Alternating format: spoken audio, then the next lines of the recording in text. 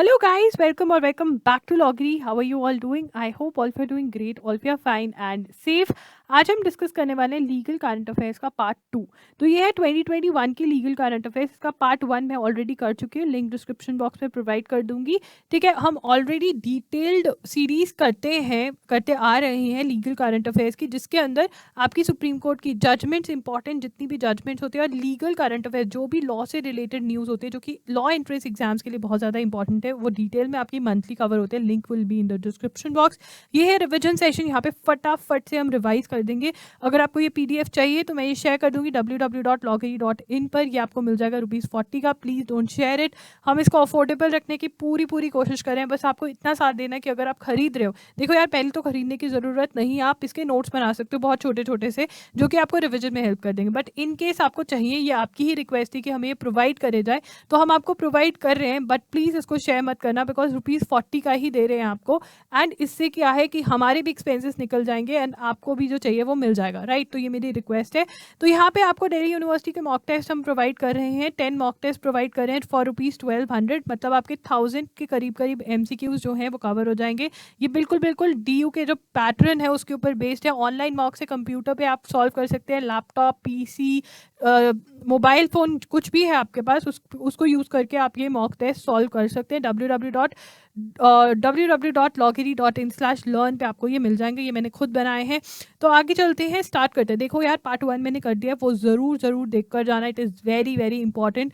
ठीक है, ये क्वेश्चन हर लॉ एंट्रेंस एग्जाम के लिए बहुत इंपॉर्टेंट है। तो बहुत ज़्यादा इंपॉर्टेंट वाली चीज़ें मैं यहाँ पे कवर करवा रही हूँ। थोड़ा सुपर फास्ट होने वाला है, बट फिर भी कॉन्सेप्ट क्लैरिटी हो जाए, मतलब मैं आपको कॉन्सेप्ट क्लियर कर जाऊँ, ये मेरी ट्राई रहेगी। बट इन केस आपको कोई कॉन्सेप्ट नहीं समझ में आता है तो कमेंट कर देना, कहीं ना कहीं कवर करवा दूंगी, चाहे स्पेशल सेशन करके आपकी क्वेरीज ले लूँ। ठीक है, तो अगर आपको लग रहा है कि यार ये वाला पॉइंट क्लियर नहीं हो रहा, तो याद नहीं हो पा रहा, तो कमेंट कर देना है। फिर we'll do a special session in आने वाले दिनों में एंड जो भी आपके डाउट्स होंगे वो क्लियर कर देंगे। चलिए स्टार्ट करते हैं। तो ऐसी turns focus on mental health issue. ऐसी मतलब सुप्रीम कोर्ट ने मेंटल हेल्थ इश्यूज की बात करी। क्यों करी, कौन सी जजमेंट में करी? Mahendra KC versus the state of Karnataka में। तो सबसे पहले तो ये itself point is very important, इसको नोट कर लेंगे।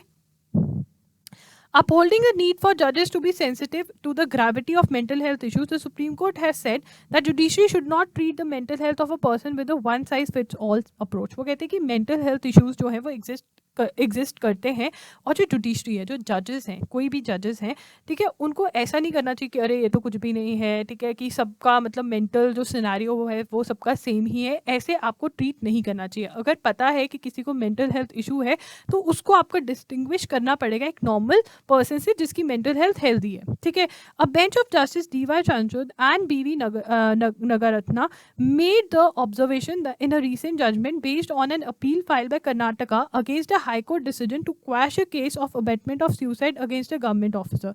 The officer's driver died by suicide. A note left by him alleged that he was harassed by the officer who had used his bank account to transfer ill-gotten wealth and convert black money into white money. तो वहाँ पे court क्या कह रही थी? Court कह रही थी कि अरे तो क्या हुआ, ऐसा इसके लिए कोई सुसाइड थोड़ा कर लेता है। तो सुप्रीम कोर्ट ने कहा कि अगर उनको मेंटल हेल्थ उनका तो वीक था, तो आप ये नहीं कह सकते कि अगर कोई भी और होता तो वो मतलब नहीं करता। अगर उन्होंने सुसाइड इस वजह से करी तो इट इज़ अबेटमेंट, मतलब किसी ने फोर्स किया, कहीं ना कहीं सिचुएशन ऐसी क्रिएट कर दी कि उनको सुसाइड करने के लिए फोर्स किया। तो हमें ये स्टोरी से हमें ये याद कर लेना, ये केस हमारे लिए ये वाला पॉइंटर सबसे ज़्यादा इंपॉर्टेंट है।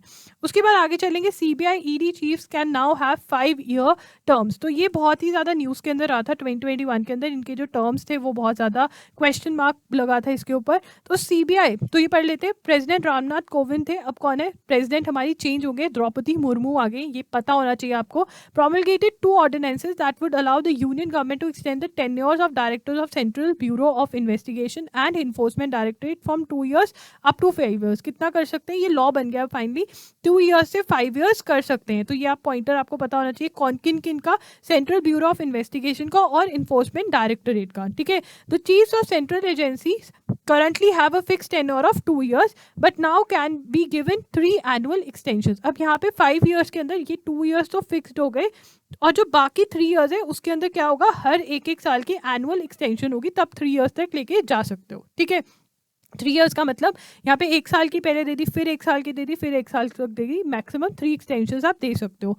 ठीक है, While the change in tenure of the post of CBI director was effected by amending the, अब यहाँ पे ये बहुत इंपॉर्टेंट है कि जो CBI का डायरेक्टर है उसके जो टेन्योर की चेंज थी उसके लिए कौन से एक्ट को, कौन से लॉ को अमेंड किया है, Delhi special police establishment act 1946।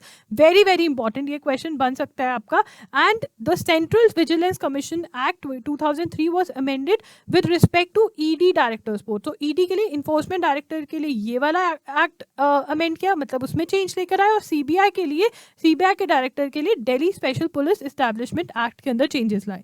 ऐसी order common cause a registered society versus union of India and others, however when the government, अब यहाँ पर जो था ना सुप्रीम कोर्ट ने क्वेश्चन क्या करा, however when the government gave him a 1 year extension retrospectively on November 13, 2020, the order was challenged in the Supreme Court. On September 8, a bench of Justices L. Nageshwar Rao and B.R. Gawai directed the government not to give Mr. अब यहाँ पे बात हो रही है यही extensions की, ठीक है ना, कि गवर्नमेंट जो कोर्ट थी वो हक में नहीं थी, वो इस फेवर में नहीं थी कि ये जो सीबीआई और ईडी के चीफ्स हैं इनके जो टेन्योर्स हैं ये बढ़ाए जाएं, ठीक है। और ये कहीं ना कहीं कौन सी जजमेंट में बोला गया, एससी के ऑर्डर में, सुप्रीम कोर्ट का common cause a registered society versus union of India and others में, ठीक है।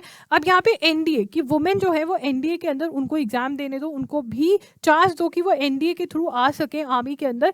तो यहाँ पर ये 2 केसेस हुए, the secretary ministry of defence versus Babita Poonia and others, lieutenant colonel Nitisha and others versus union of India. दोनों ही जजमेंट्स बहुत इंपॉर्टेंट है, एनडीए वुमेन से रिलेटेड है। SC not for elevation of Kirpal as Delhi high court जज, stamp of approval a turning point for LGBTQ community. अब यहाँ पे क्या था, एलिवेशन क्या होता है, देखिए जो जजेस होते हैं सुप्रीम कोर्ट के जजेस या हाई कोर्ट के जजेस होते हैं वो कैसे बनते हैं। देखो हाई कोर्ट के अंदर जो जजेस बनेंगे या तो वो नीचे वाले कोर्ट से आएंगे, डिस्ट्रिक्ट कोर्ट से आएंगे, ठीक है, सेशंस कोर्ट से आएंगे, तो वो बन जाएंगे जज, ठीक है ना, यहाँ पर हाई कोर्ट के जज। और दूसरा कैसे होता है, जो मैक्सिमम टाइम्स होता है जो एडवोकेट्स होते हैं जो हाई कोर्ट के अंदर काम कर रहे होते हैं, ठीक है, उनको बना दिया जाता है हाई कोर्ट का जज। तो जो एडवोकेट्स हाई कोर्ट बनते हैं, हाई कोर्ट के जज बनते हैं, उनको कहते हैं elevation.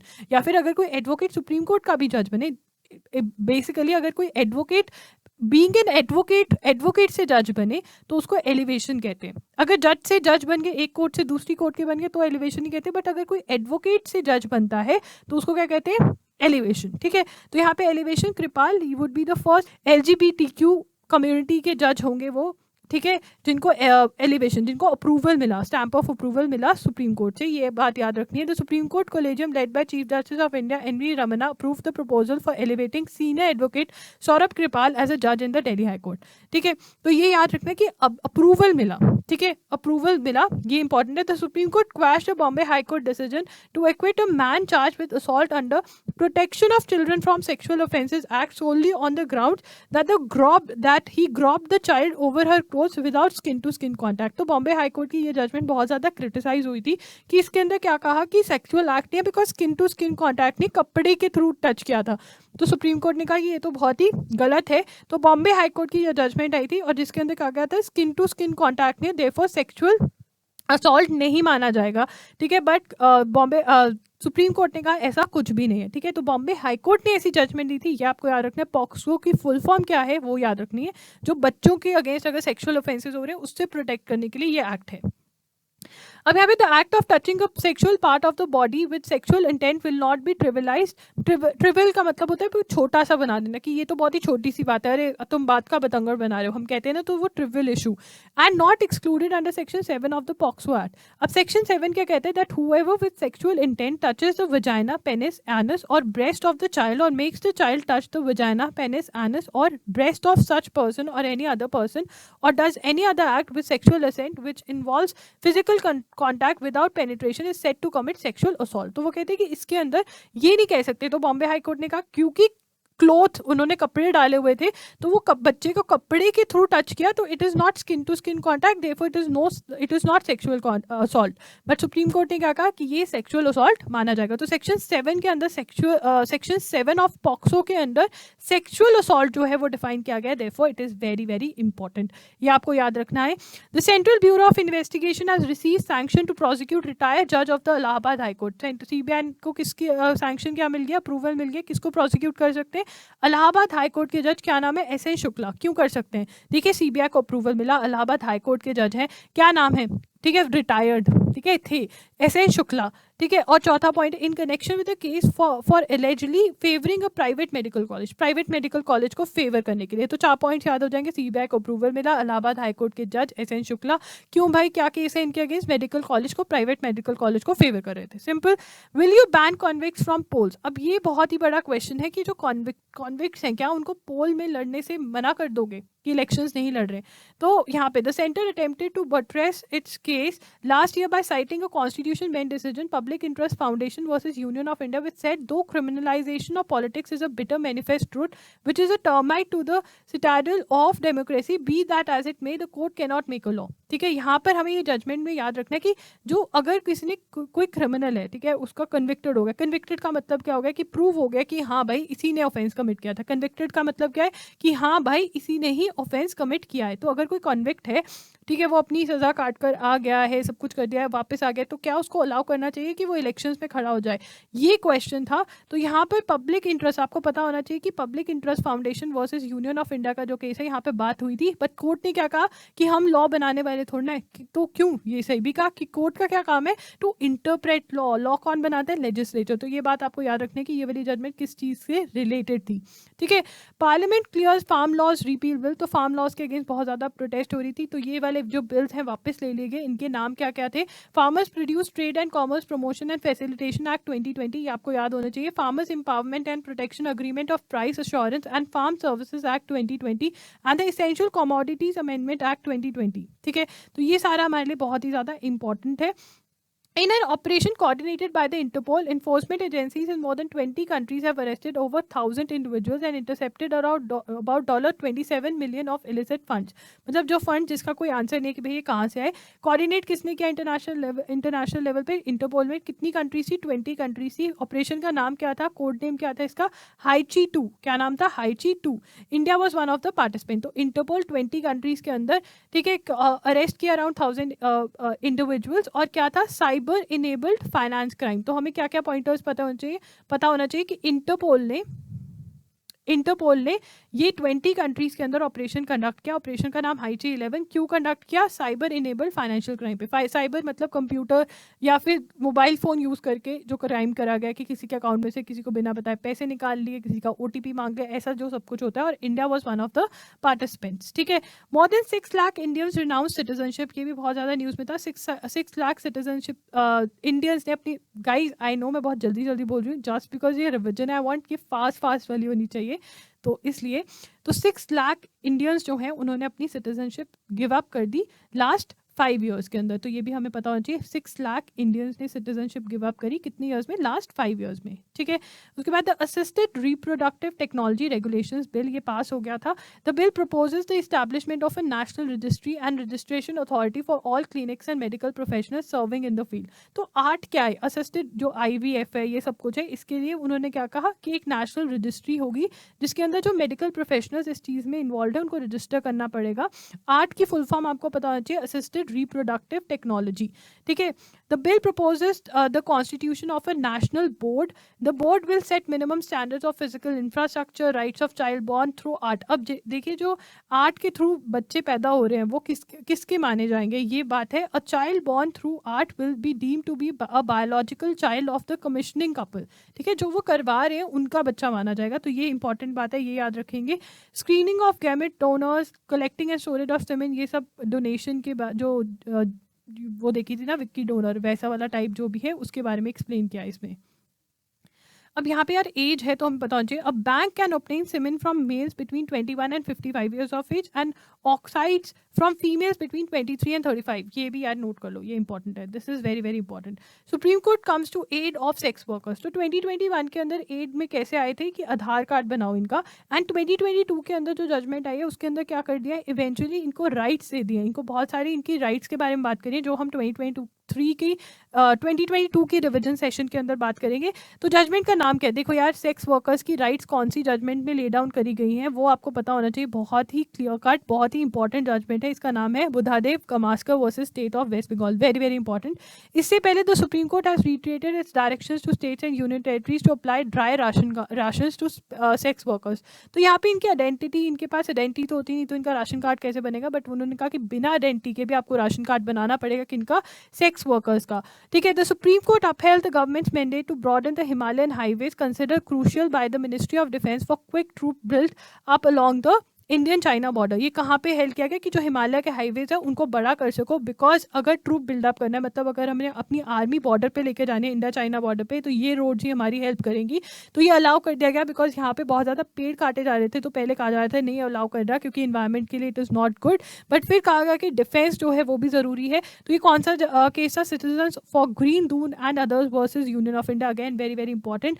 The 3 national highways Rishikesh to Mana, Rishikesh to Gangotri, Tanakpur to Pithoragarh act as feeder roads to the northern border with China, ये इंपॉर्टेंट है। उसके बाद the verdict is based on application file by MoD to modify this, तो अब ये अलाउ कर दिया गया है, बेसिकली हमें ये पता होना चाहिए। Punjab moves to supreme court against extended BSF area, तो बीएसएफ का एरिया जो है पंजाब में, मतलब बॉर्डर सिक्योरिटी फोर्स का जो area from 15 kilometre to 50 kilometre कर दिया गया है along the Indian Pakistan international border, this is very important. Odisha historians to study legal records, क्योंकि अगेन लॉ से रिलेटेड कुछ अलग करें, जो लीगल रिकॉर्ड्स है उड़ीसा हाईकोर्ट के वो स्टडी करेंगे historians, is considering grouping in historians to study centuries old legal records and carry out research on the evolution of state judiciary, तो ये सारा का सारा इंपॉर्टेंट है। कौन कर रहा है, उड़ीसा कर रहा है। Banks must pay back customers their money on demand, वो कहते हैं कि जब कोई कस्टमर बैंक से अपने पैसे मांग रहा है तो उसको देने पड़ेंगे, ये जरूरी है। And Raghavendra versus state of AP के अंदर सुप्रीम कोर्ट ने हेल्प किया, ये भी बहुत डिस्कस जजमेंट थी, इंपॉर्टेंट है। Banks have a super added obligation to pay back customers their money on demand. Bullock cart races gets approval, तो कौन सा केस है, animal welfare board of India versus union of India. The supreme court gave nod to resume bullock cart races in Maharashtra that were prohibited since 2017, सारे points important है। Supreme court ने bullock cart races को approval दे दी, ban कब लगाया था, 2017 में। कौन सी state में होती है, महाराष्ट्र में। जजमेंट का नाम क्या है, animal welfare board of India versus union of India, ऐसे याद करोगे। Cabinet not to raise girls marriage age to 21, तो ये बहुत ही बड़ा क्वेश्चन उठा था कि क्या, देखो यार बॉयज़ की अभी मैरिजेबल एज 21 मानी जाती है लीगल, और गर्ल्स की 18 मानी जाती है, तो उन्होंने कहा कि गर्ल्स की भी क्या 21 कर देनी चाहिए। तो यहाँ पे कैबिनेट ने तो यस बोल दिया था, बट अभी तक इस पे कुछ हुआ नहीं है। The centre has decided to raise the legal age of marriage of women from 18 to 21 years and is likely to move legislative amendments in the ongoing, अभी नहीं किया इन्होंने कुछ भी, ठीक है, तब करना था। अब यहाँ पे आपको पता होना चाहिए जया जेटली थी जिन्होंने हेड किया था पैनल इस चीज़ के ऊपर, ठीक है। तो ये आपको पता होना चाहिए, जया जेटली का नाम is very very important. PepsiCo India has lost the rights to its FC5 potato variety grown exclusively for its popular Lay's potato chips, again very very important, Delhi university के लिए बहुत इंपॉर्टेंट है। तो इनकी एक लेस पोटैटो की special variety थी जो ये लेस के अंदर, जिसके थ्रू मतलब जो पोटैटो यूज़ करके ये चिप्स बनाते थे, तो उसके अंदर उन्होंने कहा था कि ये जो राइट है हम किसी को देंगे कि आप ग्रो कर सकते हो, बट वो आपको हमें ही सेल करने पड़ेंगे, ऐसा सा कुछ था। तो अब इवेंचुअली जो इनकी राइट है वो ख़त्म कर दी है पेप्सिको की। तो किसका था, पेप्सिको, कोका कोला और पेप्सिको में कंफ्यूज नहीं होना, FC5 पोटैटो का नाम था। Protection of Plant Varieties and Farmers' Right Authority Chairperson KV Prabhu passed an order in New Delhi revoking a PVP Plant Variety Protection Certificate। तो आपको पता होना चाहिए कि ऐसी कोई अथॉरिटी है, और PVP क्या होता है, Plant Variety Protection Certificate, ठीक है, जो पेप्सिको को मिला हुआ था FC5 पोटैटो के लिए। PVVFRA is set up under Protection of Plant Varieties and Farmers' Rights Act 2001, ये भी इंपॉर्टेंट है, आपको पता होना चाहिए। The authority noted that the registration of FC5 was granted to PepsiCo of India, उन्होंने कहा कि डॉक्यूमेंट्स चाहिए थे वो बहुत सारे डॉक्यूमेंट्स नहीं प्रोवाइड करे गए थे, देयरफॉर ये जो राइट है उनकी ये नहीं है, मतलब कि जो एक्सक्लूसिव राइट उनको मिलती है। केस क्या था, in April 2019 PepsiCo sued 9 Gujarat farmers for cultivating the same potato variety accusing them of infringing its intellectual property rights. It sought over ₹1 crore each from the farmers for alleged patent infringement under the Protection of Plant Varieties and farmers rights act 2001। The IPR infringement case तो backlash हुआ, उसके बाद उन्होंने ये वापस ले लिया था, विड्रू कर लिया था केस, बट अब जो है फाइनली वो कहते हैं FC5 जो है इसके ऊपर कंप्लीट राइट पेप्सिको की नहीं है, क्या आपको पता होना चाहिए। The election laws amendment bill 2021 which seeks to link, ये लिंक कर दिया है फाइनली, ठीक है, लॉ बन गया है ये, बट इसके अंदर इट इज़ नॉट मैंडेटरी, ठीक है ना। जो इलेक्शन लॉज के अंदर कहा गया है कि आधार डाटाबेस को इलेक्टोरल रोल्स। इलेक्टोरल रोल्स क्या होते हैं? वो लिस्ट जिसके अंदर आपका नाम होता है। आप जिस भी एरिया में रह रहे हो, अगर 18+ हो तो वो आएंगे इलेक्शन से पहले कि भैया अभी भी तुम रह रहे हो या कहीं चले गए हो। अगर नहीं हो वहाँ पे तो क्रॉस कर देंगे, अगर अभी भी रह रहे हो तो नाम रखेंगे, नए लोगों को ऐड करेंगे। वो होते हैं इलेक्टोरल रोल्स। अब इलेक्टोरल रोल्स को आधार के साथ लिंक करेंगे, ये लॉ आ गया है एंड इन्होंने लिंक करना स्टार्ट भी कर दिया, but this is not mandatory. This is not mandatory, ठीक है। This is very very important to know. उसके बाद K Krishnamurthy versus union of India. अब यहाँ पे बात हो रही है कि अगर हमें किसी को डिक्लेयर करना है ओबीसी या कुछ भी, तो उसके अंदर कुछ चीज़ें होनी चाहिए ना, कि भाई कुछ तो चीज़ें देखनी चाहिए कि डिक्लेयर करना चाहिए या नहीं, रिक्वायरमेंट है या नहीं है। तो वो उसके लिए K Krishnamurthy versus union of India में ट्रिपल टेस्ट ले डाउन किया गया था। Very very very very important ये जजमेंट भी। ट्रिपल टेस्ट पता उनसे क्या है? Bench reiterated the triple test required to be complied by state before reserving seats in local bodies for OBCs other backward classes के लिए। ट्रिपल टेस्ट जो है ये कंडीशंस ले डाउन करी गई हैं ट्रिपल टेस्ट में, जो फुलफिल करनी is very very important OBCs declare करने के लिए, ठीक है। कहाँ पर? For before reserving seats in local bodies for OBCs. बहुत ज़्यादा इंपॉर्टेंट है पूरा का पूरा लाइन, वेरी वेरी इंपॉर्टेंट, ठीक है। अब इसके अंदर क्या है? To set up a dedicated commission to conduct rigorous empirical, मतलब डाटा इकट्ठा करो इनके कि कितने लोग हैं, क्या है नेचर, सब कुछ ये डाटा इकट्ठा करना होगा। इंपीरिकल डाटा इकट्ठा करना होगा, नंबर्स इकट्ठे करने होंगे। टू स्पेसिफाई द प्रोपोर्शन, कितना परसेंटेज आप दे रहे हो इनको, ठीक है, reservation. To specify the proportion of reservation required to be provision local body wise in light of recommendation of the commission. In any case such reservation shall not exceed 50% of the total seats. Now number 1 कौन सी judgement में? K Krishnamurthy versus union of India में triple test ले down किया गया। Triple test किसके लिए है? कि अगर कोई भी स्टेट जो है वो रिजर्व करना चाहती है लोकल बॉडीज, मतलब पंचायत के अंदर, म्यूनसिपल कॉर्पोरेशन, म्यूनसिपल काउंसिल्स के अंदर अगर सीट्स रिजर्व करना चाहती है, किसके लिए? ओबीसीज के लिए। तो ये ट्रिपल टेस्ट फुलफिल करना पड़ेगा। नंबर 1 डाटा इकट्ठा करना पड़ेगा उनका। नंबर 2 स्पेसिफाई करना पड़ेगा कितने परसेंटेज ऑफ आप रिजर्वेशन प्रोवाइड करना देना चाहते हो उनको। नंबर 3 वो जो रिजर्वेशन है वो 50% of the total seats reserve से ज़्यादा नहीं होनी चाहिए एससी एसटी ओबीसी को मिलाकर, ठीक है। ये क्यों आया था? बिकॉज महाराष्ट्र ने लोकल बॉडीज़ के अंदर रिजर्वेशन दी है, मध्य प्रदेश ने दी है, तो इसलिए ये वाला पॉइंट बहुत ज़्यादा न्यूज़ में था, ये आपको पता होना चाहिए। फॉर्मर सुप्रीम कोर्ट जज justice Girish Thakurlal Nanavati retired, who investigated the 1984 anti-Sikh riots and the 2002 Godhra riots, passed away. Now this is very very important. Anti-Sikh riots का कौन सा कमीशन था? ये भी आ सकता है Nanavati commission for what? एंटी-सिख commission 1984 के अंदर, ठीक है। और गोधरा राइट्स जो गुजरात वाले राइट्स हैं वो इन्होंने इन्वेस्टिगेट किए थे, वेरी वेरी इंपॉर्टेंट। उसके बाद under trials under UAPA can't be held indefinitely, Aseem versus National Investigation Agency. UAPA के अंदर होता है प्रिवेंटिव डिटेंशन, मतलब अगर लग रहा है कि यार ये कोई मतलब कोई बहुत बड़ा टेररिज्म या सिक्योरिटी से रिलेटेड कुछ एक्ट किया है, तो ठीक है, मतलब उसके अंदर ये लगता है कि कभी भी बेल नहीं मिल सकती है। अंडर ट्रायल्स का मतलब क्या होता है?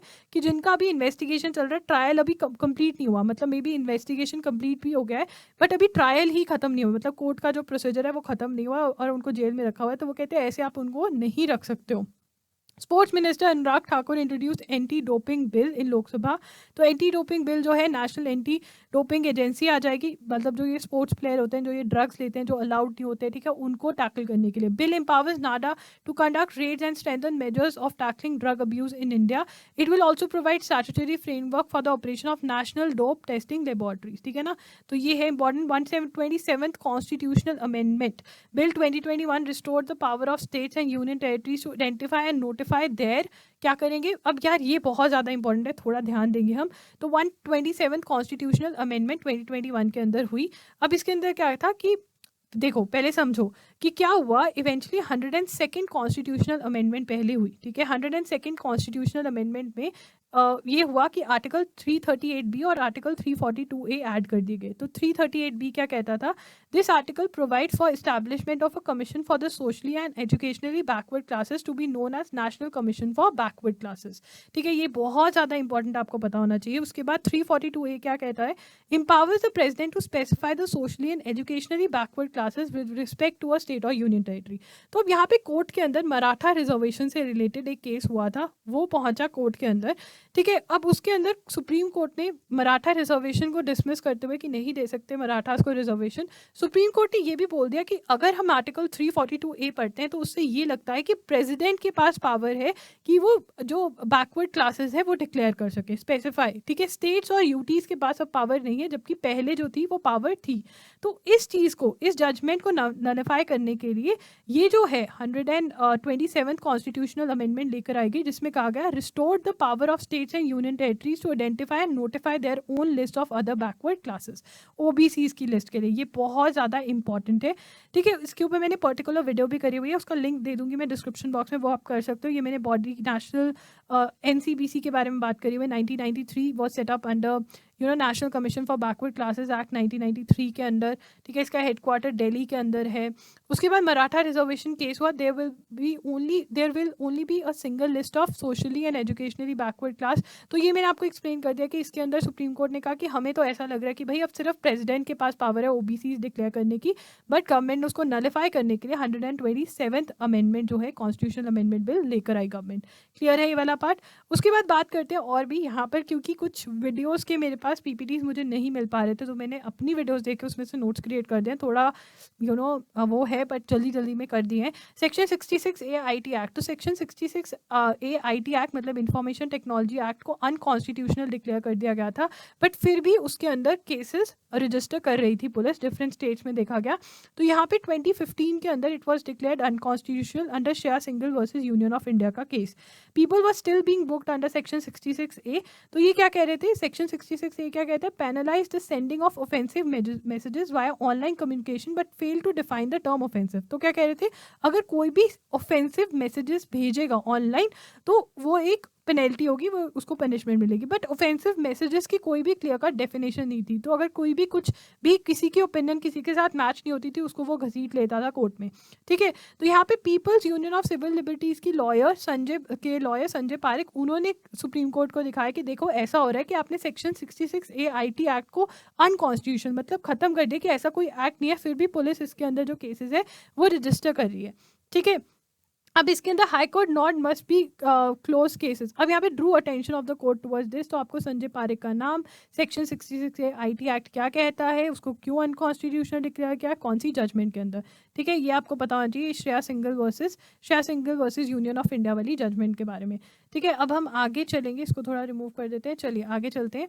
हाई कोर्ट नॉड मतलब हाई कोर्ट का consent is must to close cases, criminal cases against MP और एमएलए। एमपी एमएलए कौन होते हैं, मेंबर पार्लियामेंट या फिर मेंबर लेजिस्लेटिव असेंबली, जिनको हम चूज करते हैं, या तो सेंट्रल गवर्नमेंट में बैठते हैं या फिर स्टेट गवर्नमेंट में बैठते हैं वो लोग, ठीक है। अगर उनके अगेंस्ट क्रिमिनल केसेस क्लोज करने हैं तो उस हाई कोर्ट की परमिशन लेना इज कंपलसरी, ठीक है। सेक्शन 3, ये कौन से केस में क्या कहा गया, Ashwini Kumar versus union of India, very important case, आपको इसके बारे में पता होना चाहिए। सेक्शन 321 सीआरपीसी क्या कहता है ये भी पता होना चाहिए। इनेबल्स पब्लिक प्रोसिक्यूटर मतलब जो सरकारी वकील होते हैं, गवर्नमेंट के लॉयर होते हैं, और the assistant public prosecutor to withdraw from the prosecution of any person either generally or in respect of any or more of the offences for which he is tried for doing so consent of the court is necessary, ठीक है ना। तो इसके अंदर ये act के अंदर वो कहते हैं अगर एमपी एमएलए के अगेंस्ट क्रिमिनल केस को बंद कर रहे हो तो हाई कोर्ट की परमिशन लेना is compulsory. Ashwini Kumar versus union of India के अंदर ही कहा गया, ठीक है। Pichhda Varg Kalyan Mahasabha Haryana versus state of Haryana, इसके अंदर क्या कहा गया, supreme court held that economic criteria should not be the sole basis to identify sections of backward communities as creamy layer, ठीक है ना। वो कहते हैं कि सिर्फ और सिर्फ इकोनॉमिक क्राइटेरिया नहीं देखना चाहिए अगर आपको बैकवर्ड कम्युनिटीज को क्रीमी लेयर बुलाना है। तो क्रीमी लेयर कौन होती है, some members of the backward classes who are highly advance socially educationally and economically. उसके बाद आपको ये पता होना चाहिए, ये आपको पता होना चाहिए किसमें कहा गया, Pichhda Varg Kalyan Mahasabha Haryana versus state of Haryana.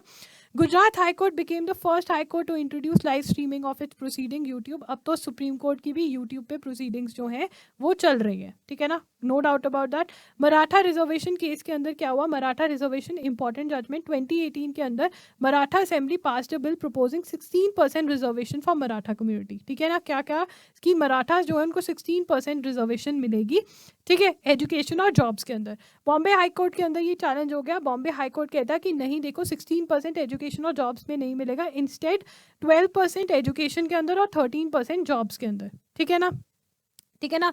तो एससी जो था वो कहता है ये पूरा ही गलत है, ना तो 16% सही है और ना ही 12% और 13% सही है। सुप्रीम कोर्ट कहता है increase the overall reservation ceiling to 64% and 65%, तो इट इज़ नॉट राइट, ठीक है ना। तो 50% से ज़्यादा रिजर्वेशन नहीं होनी चाहिए, ये इंदिरा साहनी के केस में कहा गया है। That is why Indira Sahni के केस में 15% प्लस रिजर्वेशन जो है वो नहीं अलाउड, सिर्फ एक्स्ट्रा ऑर्डिनरी सर्कमस्टांसिस के अंदर ही अलाउड है, ठीक है। 81st amendment 2002 article 16 clause 4B no 50% plus 102nd, तो ये सब do states have power to notify or identify SEBCs, ये हमारा 102nd वाला मैंने आपको पढ़ा दिया ऑलरेडी डिटेल के अंदर ऊपर जो हमने पढ़ा, ठीक है ना। So guys that's it. अगर आपको ये वीडियो अच्छी लगी हो तो please subscribe to the channel, और ऐसी रिविजन वीडियोस लेकर आनी चाहिए या नहीं जिसके अंदर मैं आपको सब कुछ बहुत ही स्पीड के अंदर एक्सप्लेन करूँ, तो सब्सक्राइब कर देना, लाइक कर देना। एंड ऑल्सो गाइस हमारे मॉक टेस्ट जो दिल्ली यूनिवर्सिटी के लिए हैं वो ज़रूर बाय कर लेना, उसका लिंक आपको डिस्क्रिप्शन बॉक्स में मिल जाएगा। लॉगिरी signing off, L see you super soon, bye and take care. अगर आप चाहते हो पार्ट 3 भी जल्दी से आ जाए यार, अगर पार्ट 3 में ये ऐसे रिटर्न वाले में ले आऊँ तो तुम्हें क्या प्रॉब्लम होगी, बिकॉज ये मैं फटाफट से कर सकती हूँ रिटर्न वाला। तो कमेंट डाउन बिलो कि राइटिंग में सही है या फिर नहीं टाइप नहीं चाहिए, बिकॉज हमारा जो टाइपिस्ट है उसकी बेटी बीमार हो गई है तो वो नहीं आ रहे हैं, तो इसलिए मुझे ही सब कुछ करना पड़ रहा है। तो लिखना मेरे लिए आसान है और टाइप करना थोड़ा डिफिकल्ट, तो कॉमेंट करके बता दीजिए। दैट्स इट, लॉगिरी साइनिंग ऑफ।